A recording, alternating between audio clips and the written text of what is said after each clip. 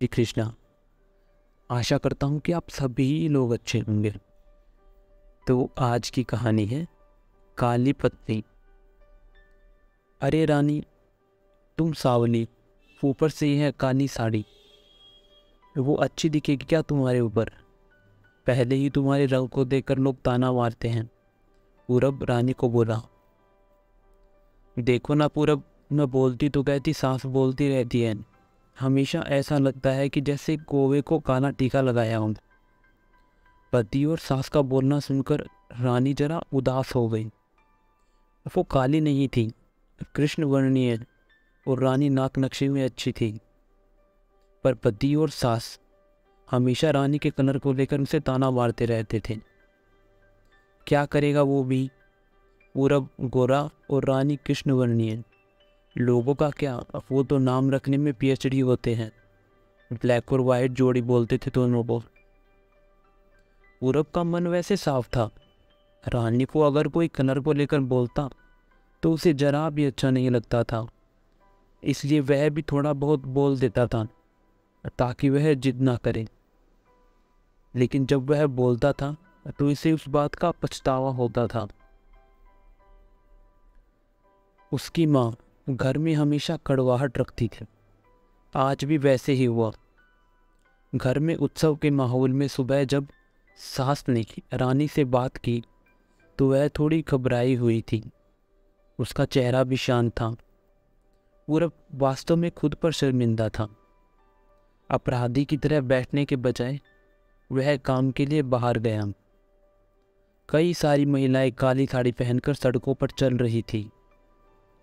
सभी ही गोरी थी, ऐसा नहीं था कि सबका रंग गोरा था, लेकिन उन पर वह काली साड़ी अच्छी लग रही थी। पूरब अपनी काम की जगह पर गया। उसका बचपन का दोस्त विकी और उसका पूरा परिवार साथ में था। जान पहचान हुई तभी पीठ के पीछे से विक्की की पत्नी आई। वह भी काली ही थी।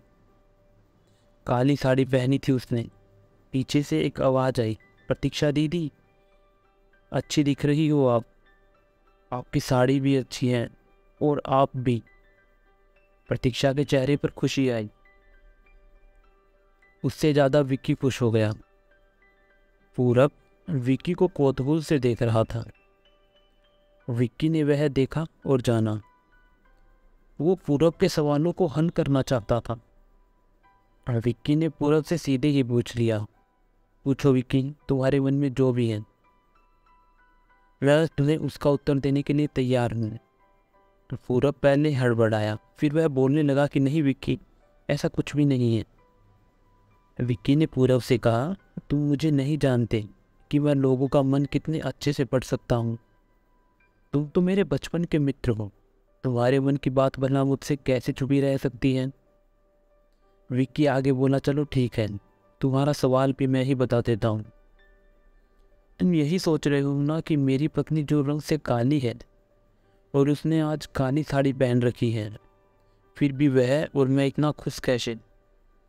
पूरब सब कुछ शांति से सुन रहा था और कुछ भी बोल नहीं पा रहा था। और विक्की बोला, काला रंग ऐसा रंग है जिसमें दुनिया का कोई भी रंग मिला दे वह कभी नहीं बदलता। यानी कि किसी और रंग की संगत में वह अपना अस्तित्व कभी नहीं छोड़ता।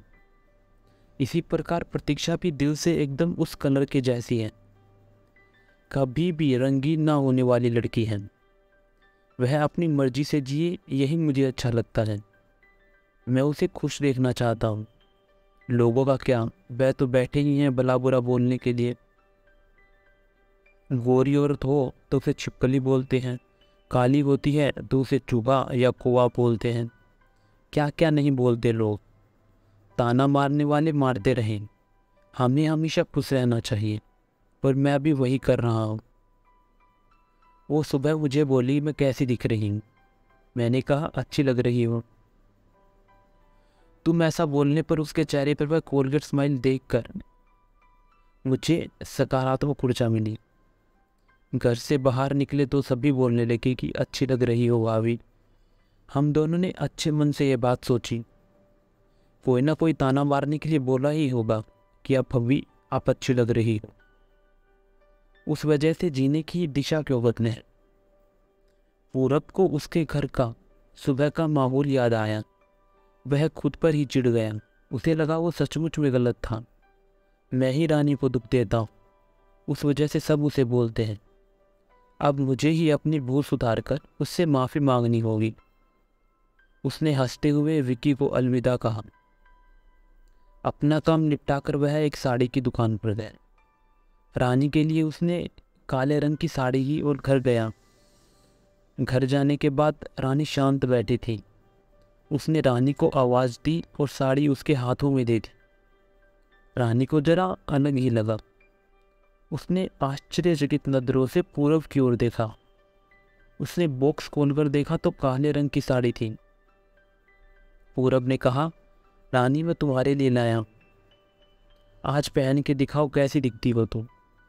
अच्छी नहीं लगी तो बदल देंगे साड़ी को। देखने तो दो कैसी दिखती हो तुम इस रंग में।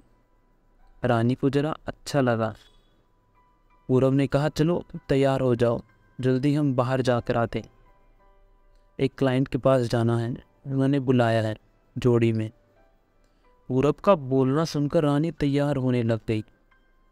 काली साड़ी, उस पर हल्का सा मेकअप और लंबे बालों की चोटी। पूरब भी क्या, पूरब की माँ भी हैरानी से रानी को देखते ही रह गए। पूरब बोला, रानी सॉरी। हाँ, अरे लोगों की बातों में आकर मैं तुम्हें हमेशा बोलता रहा और खरा सौंदर्य किसमें है यह मैं भूल गया था। दो ही तो रंग हैं।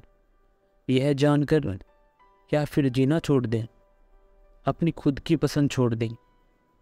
तुम्हें काले रंग की साड़ी पहनना बहुत अच्छा लगता था, पर मैं हमेशा तुम्हें टोकता रहा।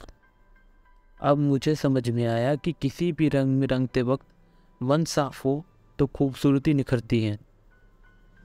तुम चाहती हो वैसे ही जियो, मैं कभी भी तुम्हें नहीं बोलूँगा। और हाँ, तुम सचमुच में सुंदर दिखती हो। तुम्हारे रंग पर अच्छा खिलता है यह काला रंग। रानी के चेहरे की लाली और भी ज़्यादा बढ़ गई यह बात सुनकर। शर्मा कर वह पूरब को बोली, क्या आप भी। पूरब ने रानी को मुस्कुराता हुआ चेहरा देखा और उसके बदले हुए विचारों से पूरब बहुत खुश हुआ। मन ही मन में पूरब ने विक्की को धन्यवाद किया, क्योंकि यह परिवर्तन विक्की के शब्दों द्वारा हुआ था। तो खूबसूरत दिखने के लिए ज़रूरी नहीं कि खूबसूरत होना पड़ेगा, क्योंकि इंसान की असली सुंदरता उसके विचारों में होती है। और हमें कभी भी किसी के रंग रूप को देखकर कोई नेगेटिव कमेंट नहीं करना चाहिए, क्योंकि इससे उस इंसान के ऊपर क्या बीतेगी वो हमें नहीं पता। अगर देखना ही है तो उसके साफ दिल को देखो, उसके अच्छे विचारों को देखो, क्योंकि इंसान के विचार ही उसको महान बनाते हैं। तो आशा करता हूँ कि आपको कहानी पसंद आई होगी। राधे राधे।